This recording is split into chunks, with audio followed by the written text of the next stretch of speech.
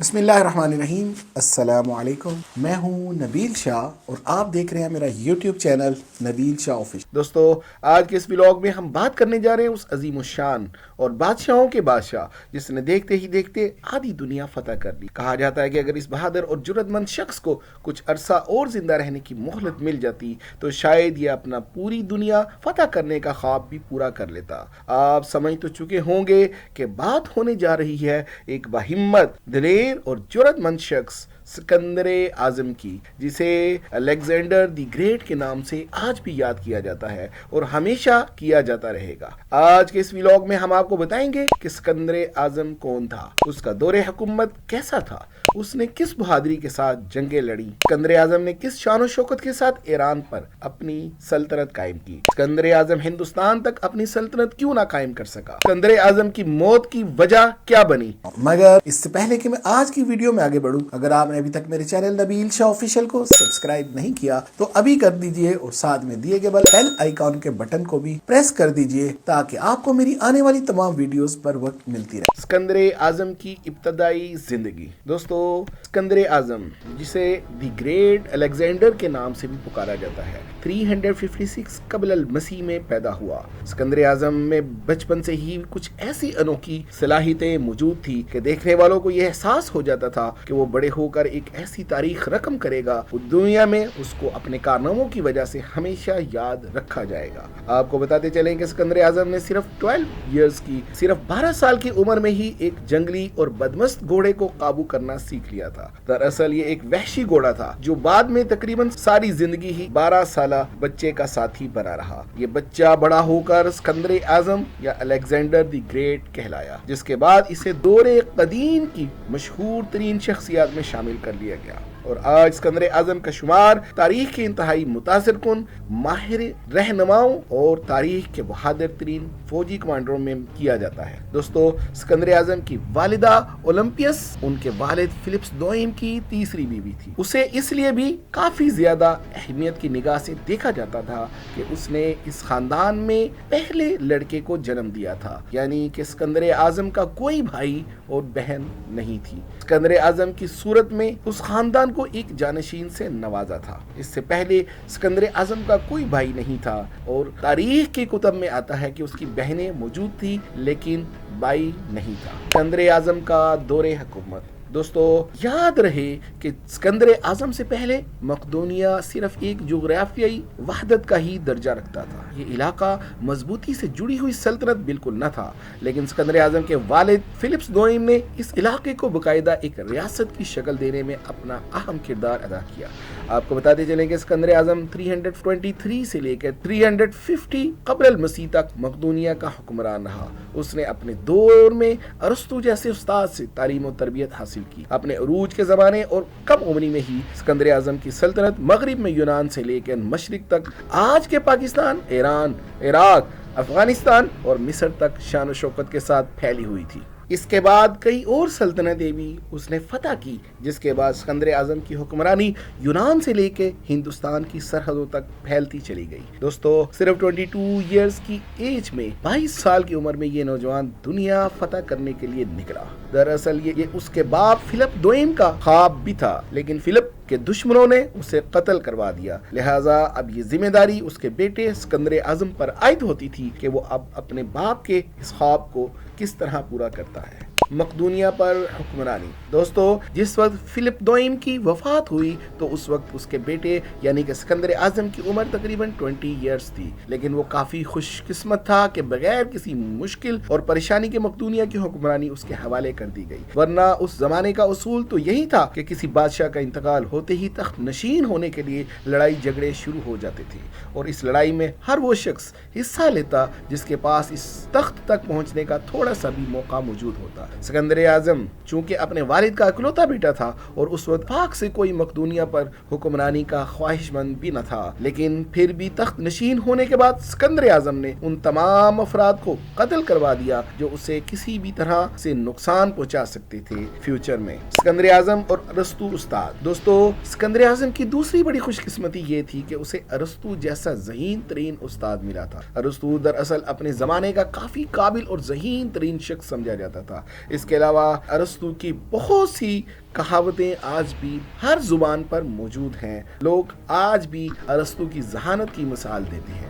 اس کے علاوہ اس کے باپ فلپ دوئم نے بھی اپنے بیٹے کی جسمانی ذہنی تربیت پر کافی توجہ دی تھی، کیونکہ اس کے باپ نے اسے محل سے دور ایک پرسکون مقام پر بھیج دیا، جہاں اسکندر اعظم نے گھوڑا سواری بھی سیکھی، نیزہ بازی بھی سیکھی، تلوار بازی میں بھی کافی مہارت حاصل کی. جبکہ ان سب چیزوں کے ساتھ ساتھ ارسطو اس کی ذہنی تربیت بھی کرتا رہا. حکمرانی کے ابتدائی دنوں میں اسکندر نے ایتھنز یونان کا دارالخلافہ اور دیگر پڑوسی ممالک کو بھی اپنے ساتھ ملا لیا. دراصل اس کی وجہ یہ تھی کہ وہ اپنے مشن پر نکلنے سے پہلے نہ صرف اپنی فوج مضبوط کرنا چاہتا تھا، بلکہ اسے یہ فکر بھی لاحق تھی کہ اس کی غیر موجودگی میں کوئی مقدونیہ پر حملہ نہ کر دے. کچھ علاقوں کو تو اسکندر نے تلوار کے زور پر فتح کر لیا اور کچھ بغیر مقابلے کے ویسے ہی اس کے ساتھ مل گئے. اسکندر اعظم کا ایران کی جانب قدم. دوستو، اب تک مغرب اور شمال کی طرف سے اسکندر اعظم کافی حد تک مطمئن ہو چکا تھا، لہٰذا اب اس کی نظر مشرق کی طرف تھی. وہاں اسکندر کو ایران کی ایک وسیع و عریض سلطنت دکھائی دی.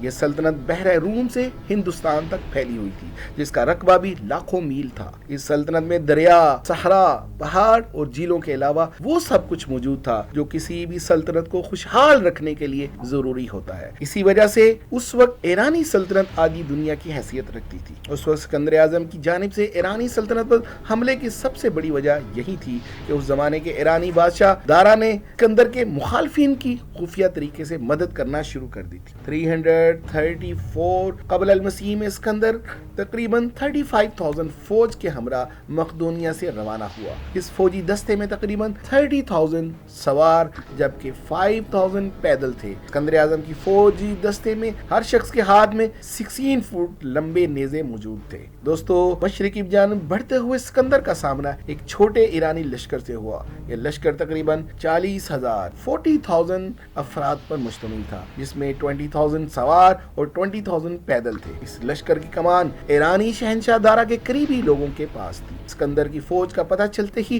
ایرانیوں نے دریا کی ڈلوانی کنارے پر قبضہ کر لیا، لیکن اسکندر کا اس بات پر کوئی فرق نہ پڑا، کیونکہ وہ جانتا تھا کہ اس کے لشکر کا ہر ایک سپاہی اس کے ساتھ کھڑا ہے. اسکندر نے اپنی سپاہیوں کو حکم دیا کہ دشمن کے تیروں کی پرواہ کیے بغیر دریا پار کریں.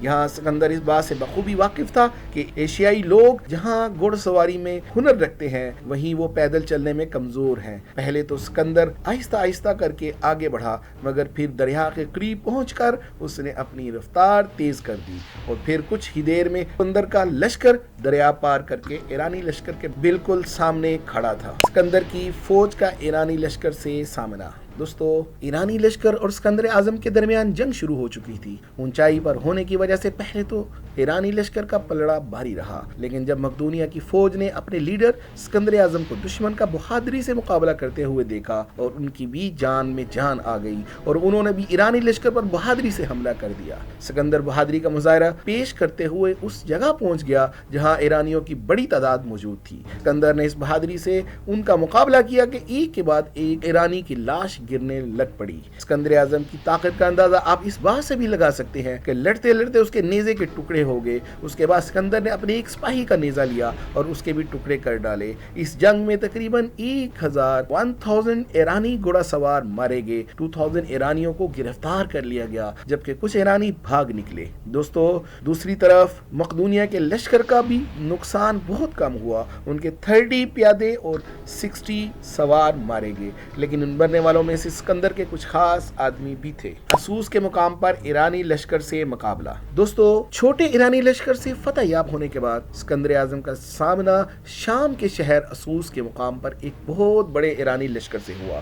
اس لشکر میں تقریباً 1 لاکھ سپاہی موجود تھے، جن کی قیادت ایرانی شہنشاہ دارا خود کر رہا تھا. یہاں بھی اسکندر اعظم نے ہمت نہ ہارتے ہوئے بہادری کا مظاہرہ پیش کیا اور دشمن کو بھاگنے پر مجبور کر دیا. اس بار بھی کئی ایرانی میدان میں چھوڑ کر بھاگ نکلے، جبکہ دارا نے تو بھاگتے وقت یہ بھی نہ سوچا کہ اس کے خیمے میں اس کی ماں اور بیوی بچے بھی موجود ہیں. اس جنگ میں بھی ایرانیوں کا نقصان کافی زیادہ، جبکہ اسکندر کے لشکر کا نقصان بہت کم ہوا. دوستو، اس بار بھی اسکندر نے کئی ایرانی سپاہیوں کو قیدی بنا لیا، لیکن دارا کی ماں اور بیوی بچوں کے ساتھ یہ نہایت ہی عمدہ طریقے سے پیش آیا. اسکندر اعظم کی اگلے شہروں پر نظر. دوستو، اب سکندر کا اگلا مشن مصر تھا، لیکن اس سے پہلے کے کچھ علاقے ایسے تھے جو اس سے مقابلہ کرنا چاہتے تھے. ان میں سب سے پہلے سوت شہر تھا. اس شہر کے لوگوں کو جب علم ہوا کہ اسکندر ان کی جانب بڑھ رہا ہے تو وہ اپنے قلعے تک محدود ہو گئے. دراصل یہ ایک جزیرہ نما شہر تھا جس کے چاروں اطراف پانی تھا. اسکندر نے سب سے پہلے ایک بہت بڑی کشتی تیار کرنے کا حکم دیا، جس کے تیار ہونے کے بعد اسکندر اعظم نے فوراً قلعے پر حملہ کر دیا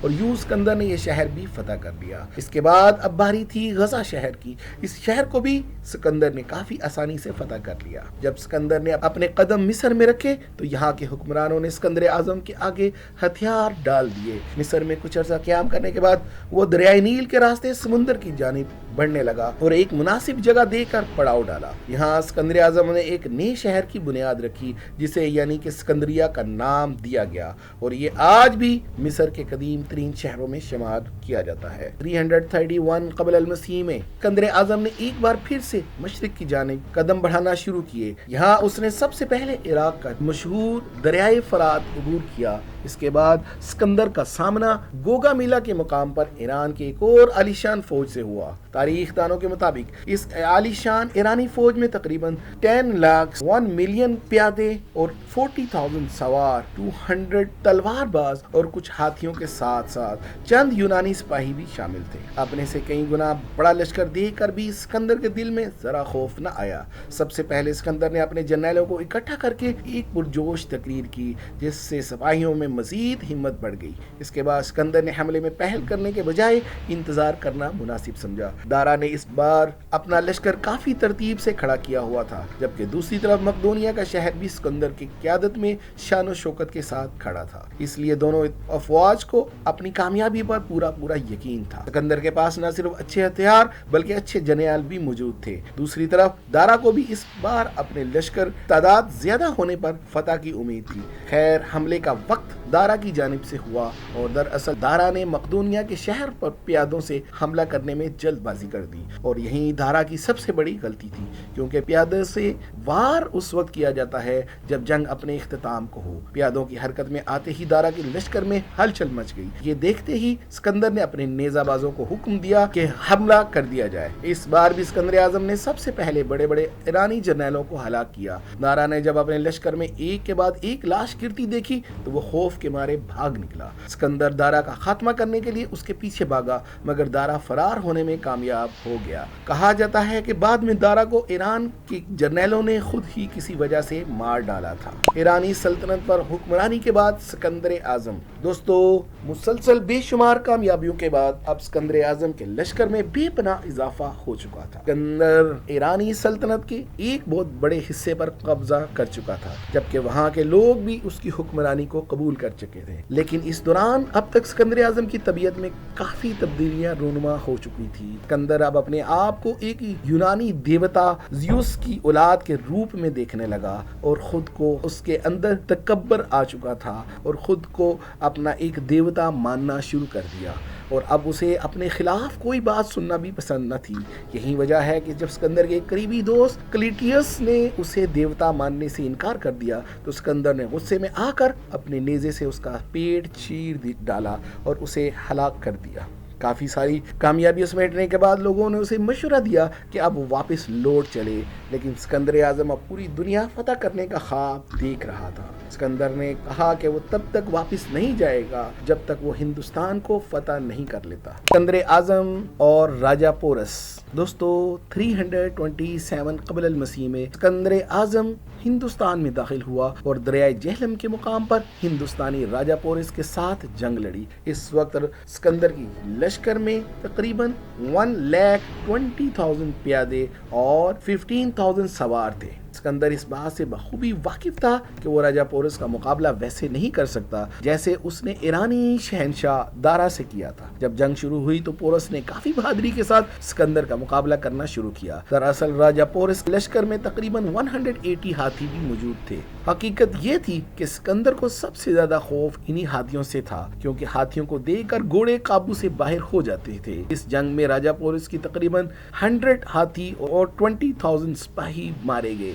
لیکن پھر بھی پورس نے ہمت نہ ہاری اور مسلسل لڑتا رہا، اور پورس کے ہاتھوں شکست کھانے کے بعد اسکندر کو مجبوراً پیچھے ہٹنا پڑا، اور یہ اسکندر کی پہلی اور آخری شکست تھی جس کی وجہ سے وہ ہندوستان فتح نہ کر سکا، لیکن یہاں تک آ چکا تھا، اور یہیں پر اس کے آج بھی اس کی آمد کے آثار ان پاکستانی علاقے میں دریائے جہلم کے کنارے موجود ہیں۔ اسکندر اعظم کی وفات کی وجوہات۔ دوستو، اسکندر اعظم نے 32 ایئرز کی عمر پائی، 32 سال کی عمر پائی، اور اس کا انتقال 323 قبل المسیح میں ہوا۔ دراصل اسکندر اعظم کی وفات کی کئی وجوہات بتائی جاتی ہیں۔ پہلی وجہ یہ ہے کہ اسے ایک ایرانی شہزادی نے زہر دے کر مار دیا تھا۔